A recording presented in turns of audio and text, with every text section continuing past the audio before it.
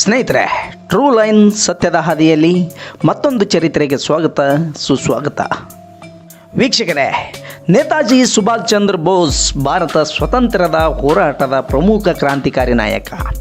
ಭಾರತದ ಸ್ವಾತಂತ್ರ್ಯಕ್ಕಾಗಿ Germany, Japan, ರಷ್ಯಾಗಳಂಥ ಬ್ರಿಟಿಷರ ವಿರುದ್ಧವಿರುವ ದೇಶಗಳ ಜೊತೆ ಸ್ನೇಹ ಸಂಬಂಧವಿಟ್ಟುಕೊಂಡು ಬ್ರಿಟಿಷರ ವಿರುದ್ಧ ಹೋರಾಡಿದ ಮಹಾನ್ ಮೇಧಾವಿ. ಗಾಂಧೀಜಿ ಶಾಂತಿಯ ಹೋರಾಟಕ್ಕೆ ಹೆಸರಾದರೆ ಸುಭಾಷ್ ಚಂದ್ರ ಬೋಸ್ ಕ್ರಾಂತಿಗೆ ಹೆಸರುವಾಸಿಯಾದಂಥ ಮಹಾನ್ ಮೇಧಾವಿ. ಇವರು ಭಾರತದ ಸ್ವಾತಂತ್ರ್ಯ ಪಡೆಯಲು ನಮಗೆ ಶಸ್ತ್ರಾಸ್ತ್ರಗಳಿಂದನೇ ಸಾಧ್ಯ ಅಂತ ತೋರಿಸಿಕೊಟ್ಟ ಮಹಾನ್ ಸೇನಾನಿ ಇವರು. ಸ್ವಾಮಿ ವಿವೇಕಾನಂದರಿಂದ ಪ್ರಭಾವಿತರಾದಂಥ ಈ ನಾಯಕ ಭಾರತದ ಸ್ವತಂತ್ರ ಹೋರಾಟದಲ್ಲಿ ಅತ್ಯಂತ ವಿಶಿಷ್ಟ ಪಾತ್ರ ವಹಿಸಿ ನಿಗೂಢವಾಗಿ ಸಾವನ್ನಪ್ಪಿದ ಮಹಾನಾಯಕ ಸುಭಾಷ್ ಚಂದ್ರ ಬೋಸರ ಜೀವನ ಚರಿತ್ರೆ ತಿಳಿದುಕೊಳ್ಳೋಣ.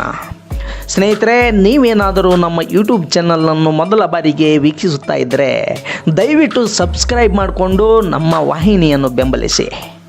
ಸ್ನೇಹಿತರೆ, ಸುಭಾಷ್ ಚಂದ್ರ ಬೋಸ್ ಜನಿಸಿದ್ದು 1897 ಜನವರಿ 23ರಂದು ಜಾನಕಿನಾಥ್ ಬೋಸ್ ಹಾಗೂ ಪ್ರಭಾವತಿ ದಂಪತಿಗಳಿಗೆ 9ನೇ ಮಗನಾಗಿ ಒಡಿಶಾದ ಕಟಕ್ನಲ್ಲಿ ಜನಿಸುತ್ತಾರೆ. ಇವರು ತಮ್ಮ ಪ್ರಾಥಮಿಕ ಶಿಕ್ಷಣವನ್ನು ಕಟಕ್ನಲ್ಲಿ ಮುಂದುವರಿಸಿ ಅಲ್ಲಿ ಮುಖ್ಯೋಪಾಧ್ಯಾಯರಾದ ಬೇಣಿ ಮಾಧವ ದಾಸರಿಂದ ಪ್ರಭಾವಿತರಾಗಿ ಮುಂದೆ ಸ್ವಾಮಿ ವಿವೇಕಾನಂದರ ಸಾಹಿತ್ಯ ಪತ್ರಗಳು ಮತ್ತು ಕೊಲಂಬಿಯಾದಿಂದ ಆಲ್ಮೋರಕ್ಕೆ ಉಪನ್ಯಾಸಕಗಳಿಂದ ಪ್ರಭಾವಿತರಾದ ಬೋಸರು ಅರವಿಂದ್ ಆರ್ಯ ಮಾಸಪತ್ರಿಕೆಯನ್ನು ಓದುತ್ತಾ ನಮ್ಮ ದೇಶ, ನೆಲ, ಸಂಸ್ಕೃತಿಯ ಬಗ್ಗೆ ಹೆಚ್ಚಿನ ಆಸಕ್ತಿಯನ್ನು ಹೊಂದುತ್ತಾರೆ. ತತ್ವಶಾಸ್ತ್ರದಲ್ಲಿ BA ಪದವಿ ಮುಗಿಸಿದ ನಂತರ ICS ಪರೀಕ್ಷೆಗಾಗಿ 1919ರಲ್ಲಿ ಇಂಗ್ಲೆಂಡ್ಗೆ ಹೋಗಿ ಅಲ್ಲಿ ಅತ್ಯುನ್ನತವಾದ ಶಿಕ್ಷಣವನ್ನು ಪಡೆದು 4ನೇ ಸ್ಥಾನಿಗಳಾಗಿ ICS ಪದವೀಧರರಾಗುತ್ತಾರೆ. ಉನ್ನತವಾದ ಶಿಕ್ಷಣವಂತರಾದ ಬೋಸರು ವಿದೇಶದಲ್ಲಿ ಕೆಲವು ದಿನಗಳ ಕಾಲ ಸರ್ಕಾರಿ ನೌಕರರ ಸೇವೆಯನ್ನು ಸಲ್ಲಿಸುತ್ತಾರೆ.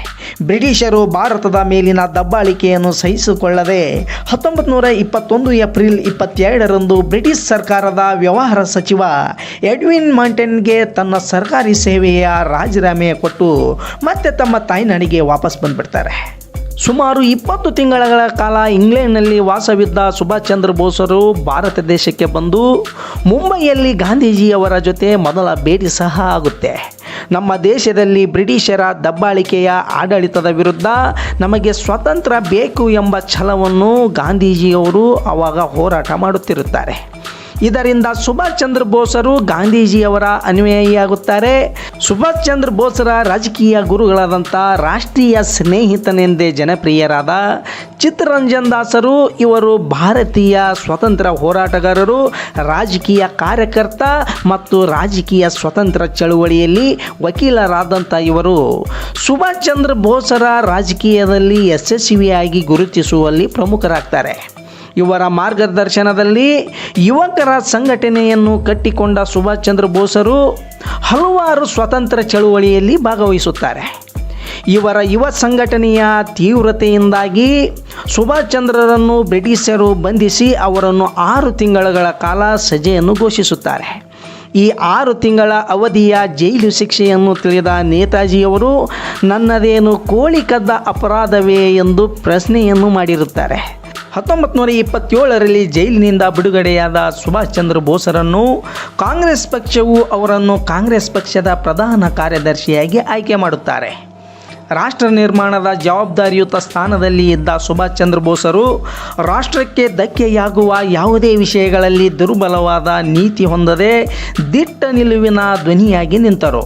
ಕೇವಲ ಶಾಂತಿಯಿಂದ ನಮಗೆ ಸ್ವಾತಂತ್ರ್ಯ ಸಿಗದು ಎಂದ ಅರಿತ ನೇತಾಜಿಯವರು ತಮ್ಮ ರಾಜಕೀಯ ಶಕ್ತಿಯಿಂದ ಕಾಂಗ್ರೆಸ್ಸಿನ ಬಲಹೀನ ನಾಯಕತ್ವ, ದುರ್ಬಲ ಒಪ್ಪಂದಗಳು, ಸ್ವಾಭಿಮಾನಕ್ಕೆ ಧಕ್ಕೆ ತರುವ ವಿಚಾರವಾಗಿ ಆತ್ಮಾಭಿಮಾನದ ಸ್ವರಾಜ್ಯ ಹೋರಾಟಕ್ಕೆ ಬಲ ತುಂಬಿದರು. ಇವರ ಈ ಕೆಲವು ದಿಟ್ಟ ನಿರ್ಧಾರಗಳು ಗಾಂಧೀಜಿಯವರಿಗೆ ಇರುಸು ಮುರುಸಾಗಲು ಪ್ರಾರಂಭಿಸುತ್ತವೆ. ಸ್ನೇಹಿತರೆ, ಸುಭಾಷ್ ಚಂದ್ರ ಬೋಸರು ತಾವು ಕಷ್ಟಪಟ್ಟು ICS ಪದವಿಯನ್ನೇ ತಿರಸ್ಕರಿಸಿ ಸ್ವಾತಂತ್ರ್ಯದ ಸಂಗ್ರಾಮಕ್ಕೆ ಧುಮುಕಿದ ಇವರು ರಾಜಕೀಯ ಚಿಂತನೆಯಲ್ಲಿ ಇವರಿಗೆ ಇರುವ ಸ್ವಾತಂತ್ರ್ಯದ ಜ್ಞಾನ ಆ ಕಾಲಮಾನದಲ್ಲಿ ಯಾರಿಗೂ ಇರಲಿಲ್ಲ. ಆಸ್ಟ್ರಿಯಾ, ಇಂಗ್ಲೆಂಡ್, ಜರ್ಮನ್, ಜಪಾನೀಸ್ ಸೇರಿದಂತೆ 10 ರಾಷ್ಟ್ರಗಳಿಗೆ ಸ್ನೇಹ ಸಂಬಂಧಕ್ಕೆ ಓಡಾಟ ನಡೆಸಿ ಭಾರತೀಯ ಸ್ವಾತಂತ್ರ್ಯಕ್ಕೆ ಧ್ವನಿಯಾಗಿ ನಿಂತವರು ಸುಭಾಷ್ ಚಂದ್ರ ಬೋಸರು. ಸ್ವಾತಂತ್ರ್ಯ ತಾವು ನಂಬಿದ ಕ್ರಾಂತಿಯಿಂದನೇ ಮಾತ್ರ ಪಡೆಯಲು ಸಾಧ್ಯ ಎಂದ ನಂಬಿದ ಇವರು ಬೇರೆ ರೀತಿಯ ಶಾಂತಿ ಒಪ್ಪಂದಕ್ಕೆ ರಾಜಿಯಾಗದೆ ಕ್ರಾಂತಿಯಿಂದನೇ ಸ್ವಾತಂತ್ರ್ಯ ಪಡೆದುಕೊಳ್ಳೋಣ ಎಂಬ ದಿಟ್ಟ ನಿರ್ಧಾರ ಮಾಡಿದಂಥ ನಾಯಕ ಅಂದರೆ ಸುಭಾಷ್ ಚಂದ್ರ ಬೋಸ್ರವರು. ಒಟ್ಟಾರೆಯಾಗಿ ಶೀಘ್ರ ಸ್ವಾತಂತ್ರ್ಯಕ್ಕಾಗಿ ಅವರು ಮಂಡಿಸುತ್ತಿರುವ ವಾದಗಳು ಮತ್ತು ಅದನ್ನು ಜಾರಿಗೆ ತರುವ ಕಾರ್ಯಗಳನ್ನು ಮತ್ತು ತ್ವರಿತ ಸಿದ್ಧತೆಗಳನ್ನು ಹಾಗೂ ಸುಭಾಷ್ ಚಂದ್ರ ಬೋಸರ ಸ್ವಾತಂತ್ರ್ಯದ ನಿಲುವುಗಳು ಕಾಂಗ್ರೆಸ್ಸಿನ ಕೆಲವು ಮಂದಗಾಮಿ ಗುಂಪಿಗೆ ಇವರ ಸಾಧನೆಗಳನ್ನು ಸಹಿಸಿಕೊಳ್ಳಲು ಆಗುವುದಿಲ್ಲ. ಸುಭಾಷರ ಈ ದಿಟ್ಟ ನಿರ್ಧಾರಗಳ ಬಗ್ಗೆ ಸ್ವತಃ ಗಾಂಧೀಜಿಯವರೇ ಹಲವಾರು ಬಾರಿ ಬೋಸರನ್ನು ಟೀಕಿಸುತ್ತಾರೆ. ಸುಭಾಷರಿಗೆ ಮುಂದಾಲೋಚನೆಯೇ ಇಲ್ಲ ಎಂದು ಆರೋಪಿಸುತ್ತಾರೆ. ಆದರೆ ಸುಭಾಷರಿಗೆ ಎಷ್ಟರ ಮಟ್ಟಿಗೆ ದೂರದ ಆಲೋಚನೆ ಇತ್ತಂದರೆ 1938ರಲ್ಲಿ ಭಾರತದಿಂದ ವಿಭಜನೆಯ ಮುಸ್ಲಿಂ ಲೀಗ್ನ ಬ್ರಿಟಿಷರ ತಂತ್ರಗಾರಿಕೆ ಕುರಿತು ಅವರ ಕುತಂತ್ರದ ಕುರಿತು ಸುಭಾಷರು ಗಾಂಧೀಜಿಯವರಿಗೆ ಮುಂಚಿತವಾಗಿ ತಿಳಿ ಹೇಳಿದರಂತೆ. ಈ ಪರಿಣಾಮದಿಂದಾಗಿ 9 ವರ್ಷಗಳ ನಂತರ ನಮ್ಮ ಅಖಂಡ ಭಾರತ ದೇಶ 2 ಭಾಗವಾಗಿ ವಿಂಗಡಣೆಯಾಗುತ್ತೆ. ಸುಭಾಷ್ ಚಂದ್ರರ ಮುಂದಾಲೋಚನೆಯ ವಿಚಾರಗಳನ್ನು ಮಂದಗಾಮಿ ಚಿಂತಕರುಗಳು ಕವಡೆ ಕಾಸಿನ ಬೆಲೆ ಕೊಡದೆ ಇರುವ ಕಾರಣ ಕಾಂಗ್ರೆಸ್ ಪಕ್ಷದಿಂದ ಸುಭಾಷ್ ಚಂದ್ರ ಬೋಸರು ಸ್ವತಃ ಹೊರಬಂದುಬಿಡ್ತಾರೆ. ಸ್ನೇಹಿತರೆ, ಭಾರತೀಯ ರಾಷ್ಟ್ರೀಯ ಕಾಂಗ್ರೆಸ್ನ ಅಧ್ಯಕ್ಷರಾಗಿ ಸತತ 2 ಬಾರಿ ಕಾರ್ಯನಿರ್ವಹಿಸಿದ ನಂತರ ಮಹಾತ್ಮ ಗಾಂಧೀಜಿಯವರ ಅಹಿಂಸಾತ್ಮಕ ವಿಚಾರಗಳನ್ನು ಒಪ್ಪದೆ ಕಾಂಗ್ರೆಸ್ ಪಕ್ಷದಿಂದ ಹೊರಬಂದು ಬ್ರಿಟಿಷರ ವಿರುದ್ಧ ಹೋರಾಟ ಮುಂದುವರಿಸಿ ನೇತಾಜಿಯವರು ಭಾರತೀಯ ರಾಷ್ಟ್ರೀಯ ಸೇನೆಯನ್ನು ಸ್ಥಾಪನೆ ಮಾಡುತ್ತಾರೆ. 2ನೇ ಮಹಾಯುದ್ಧದ ಸಮಯದಲ್ಲಿ ಇಂಡಿಯನ್ ನ್ಯಾಷನಲ್ ಆರ್ಮಿ ಎಂದು ಕರೆಯಲ್ಪಡುವ ಆಜಾದ್ ಹಿಂದ್ ಫೌಜನ್ನು ಸ್ಥಾಪನೆ ಮಾಡಿ ಬ್ರಿಟಿಷರ ವಿರುದ್ಧವಿರುವ ದೇಶಗಳ ಜೊತೆ ಪಾಲ್ಗೊಂಡು ಬ್ರಿಟಿಷರ ವಿರುದ್ಧ ನಿಲ್ಲುತ್ತಾರೆ. ಈ ವಿಚಾರದಿಂದ ಬ್ರಿಟಿಷರು ನೇತಾಜಿಯವರನ್ನು ಗಡೀಪಾರು ಮಾಡಲು ಆದೇಶ ಹೊರಡಿಸುತ್ತಾರೆ. ಈ ವಿಚಾರವನ್ನು ತಿಳಿದಂಥ ಸುಭಾಷ್ ಚಂದ್ರ ಬೋಸರು ಆಗ್ನೇಯ ಏಷ್ಯಾದ ರಾಷ್ಟ್ರಗಳಲ್ಲಿ ವಾಸಿಸುವ ಭಾರತೀಯರ ಸಹಾಯದಿಂದ ಭಾರತದಿಂದ ಪಲಾಯನಗೊಂಡು ಅನೇಕ ವರ್ಷಗಳ ಕಾಲ ಜಪಾನ್ನಲ್ಲಿ ಇರುತ್ತಾರೆ. ಮತ್ತು ಇಂಡಿಯನ್ ಇಂಡಿಪೆಂಡೆನ್ಸ್ ಲೀಗನ್ನು ಸ್ಥಾಪಿಸಿ ಮತ್ತೆ ತಮ್ಮ ಹೋರಾಟವನ್ನು ಮುಂದುವರಿಸುತ್ತಾರೆ. ಇದಾದ ನಂತರ 1941ರಲ್ಲಿ ಜರ್ಮನಿಗೆ ಹೋಗಿ ಇಂಡಿಯನ್ ಇಂಡಿಪೆಂಡೆನ್ಸ್ ಲೀಗನ್ನು ಮುಖ್ಯಸ್ಥರಾಗಿ 1943ರಲ್ಲಿ ಸಿಂಗಾಪುರಕ್ಕೆ ಆಗಮಿಸಿ ಮತ್ತು ಭಾರತೀಯ ರಾಷ್ಟ್ರೀಯ ಸೇನೆಯನ್ನು ಅಂದರೆ ಆಜಾದ್ ಹಿಂದ್ ಫೌಜನ್ನು ಭಾರತದ ಸ್ವಾತಂತ್ರ್ಯಕ್ಕಾಗಿ ಸಂಘಟಿಸಿ ಅದನ್ನು ಅಭಿವೃದ್ಧಿಪಡಿಸಿ ಸುಮಾರು 45,000 ಸೈನಿಕರನ್ನು ಸೃಷ್ಟಿ ಮಾಡುತ್ತಾರೆ. ಈ ಸೈನ್ಯದಲ್ಲಿ ಭಾರತೀಯ ಯುದ್ಧ ಕೈದಿಗಳು ಮತ್ತು ವಿವಿಧ ಆಗ್ನೇಯ ಏಷ್ಯಾದ ರಾಷ್ಟ್ರಗಳಲ್ಲಿ ವಾಸಿಸುವ ಭಾರತೀಯರು ಸೇರಿರುತ್ತಾರೆ. ಈ ಸೈನ್ಯದ ಬಲದಿಂದ ಅನೇಕ ಸ್ವಾತಂತ್ರ್ಯ ಹೋರಾಟದಲ್ಲಿ ತೊಡಗಿಕೊಂಡು ಸುಭಾಷ್ ಚಂದ್ರ ಬೋಸರು ಬ್ರಿಟಿಷರಿಗೆ ಸಿಹಿಯ ಸ್ವಪ್ನವಾಗಿ ಅವರ ಆಡಳಿತಕ್ಕೆ ಧಕ್ಕೆ ತರಲು ಕಾರಣಕರ್ತರಾಗುತ್ತಾರೆ. ಸ್ನೇಹಿತರೆ, ಸುಭಾಷ್ ಚಂದ್ರ ಬೋಸರು ನಮ್ಮ ಭಾರತೀಯ ಯುವಕರಿಗೆ ಆಗಾಗ ಹೇಳುತ್ತಿದ್ದ ಮಾತು, ನೀವು ನಿಮ್ಮ ರಕ್ತ ಕೊಡಿ, ನಾನು ನಿಮಗೆ ಸ್ವಾತಂತ್ರ್ಯ ತಂದು ಕೊಡುತ್ತೇನೆ. ಸ್ವಾತಂತ್ರ್ಯ ಎಂಬುದು ಯಾರು ಕೊಡುವಂಥ ಸರಕಲ್ಲ, ಅದು ನಾವು ಪಡೆದುಕೊಳ್ಳಬೇಕಾದದ್ದು ಎಂದು ಹೇಳುತ್ತಿದ್ದರು. ಸುಭಾಷ್ ಚಂದ್ರ ಬೋಸರು ಬ್ರಿಟಿಷರ ವಿರುದ್ಧ ಇರುವ ದೇಶಗಳಿಗೆ 2ನೇ ಮಹಾಯುದ್ಧದಲ್ಲಿ ಸಹಾಯವನ್ನು ಮಾಡುವುದರ ಜೊತೆಗೆ ಭಾರತದಲ್ಲಿ ತಮ್ಮ ಬಲಾಢ್ಯತೆಯನ್ನು ಎತ್ತಿ ತೋರಿಸುವ ಕಾರ್ಯವನ್ನು ಸುಭಾಷ್ ಚಂದ್ರ ಬೋಸರವರು ತೋರಿಸಿಕೊಡುತ್ತಾರೆ. ಸ್ನೇಹಿತರೆ, ನಮ್ಮ ಭಾರತ ದೇಶಕ್ಕೆ ಸ್ವಾತಂತ್ರ್ಯವನ್ನು ತಂದು ಕೊಡಲೇಬೇಕೆಂಬ ಹಠದಿಂದ ಸುಭಾಷ್ ಚಂದ್ರ ಬೋಸರು ಹಿಟ್ಲರ್ನ ಬೆಂಬಲವನ್ನು ಕೇಳಲು ಹೋಗಿರುತ್ತಾರೆ. ಆ ಸಂದರ್ಭದಲ್ಲಿ ಹಿಟ್ಲರ್ನ ಸಿಬ್ಬಂದಿ ಸುಭಾಷ್ ಚಂದ್ರನನ್ನು ಸ್ವಾಗತಿಸಿ ಅವರನ್ನು ಕಚೇರಿಯ ಹೊರಗೆ ಕಾಯಲು ಸೂಚಿಸಿರುತ್ತಾರೆ. ಪ್ಯೂರಲ್ನ ಒಂದು ಪ್ರಮುಖ ಸಭೆಯಲ್ಲಿದ್ದ ಕಾರಣ ಹಿಟ್ಲರ್ ಆ ಸಭೆಯ ಮುಗಿದ ನಂತರ ಸುಭಾಷರಿಗೆ ಹಾಜರಾಗಲು ತಿಳಿಸಿರುತ್ತಾರೆ. ಸುಭಾಷ್ ಚಂದ್ರ ಬೋಸ್ ಈ ಮಾತಿಗೆ ಒಪ್ಪಿ ದಿನಪತ್ರಿಕೆಗಳನ್ನು ಓದುತ್ತಿರಲು ಬಹಳ ಸಮಯವಾದರೂ ಹಿಟ್ಲರ್ ಹೊರಗೆ ಬರುವುದೇ ಇಲ್ಲ. ನಂತರ ಹೊರಬಂದ ಹಿಟ್ಲರ್ ನೇತಾಜಿಯನ್ನು ನೋಡಿ ಭೇಟಿಯಾಗದೆ ಹೊರಟು ಹೋಗ್ತಾರೆ. ನೇತಾಜಿಯು ಸಹ ಅವರನ್ನು ನೋಡಿ ಸುಮ್ಮನೆ ಇದ್ದುಬಿಡ್ತಾರೆ.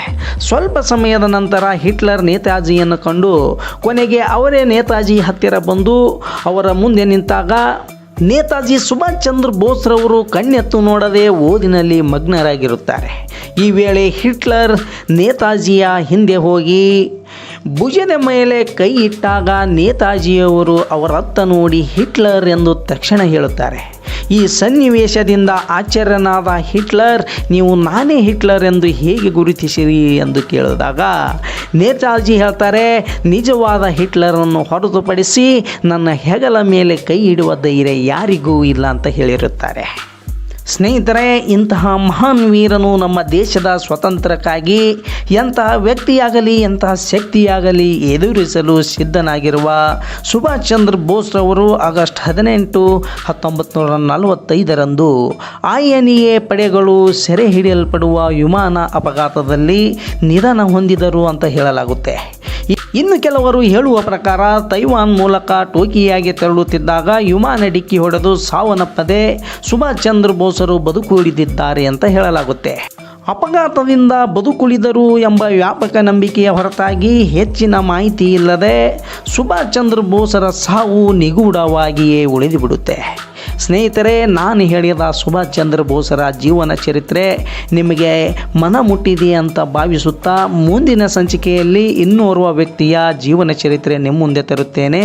ಅಲ್ಲಿಯವರೆಗೂ ನನ್ನೆಲ್ಲ ವೀಕ್ಷಕರಿಗೆ ಜೈ ಹಿಂದ್, ಜೈ ಕರ್ನಾಟಕ ಮಾತೆ.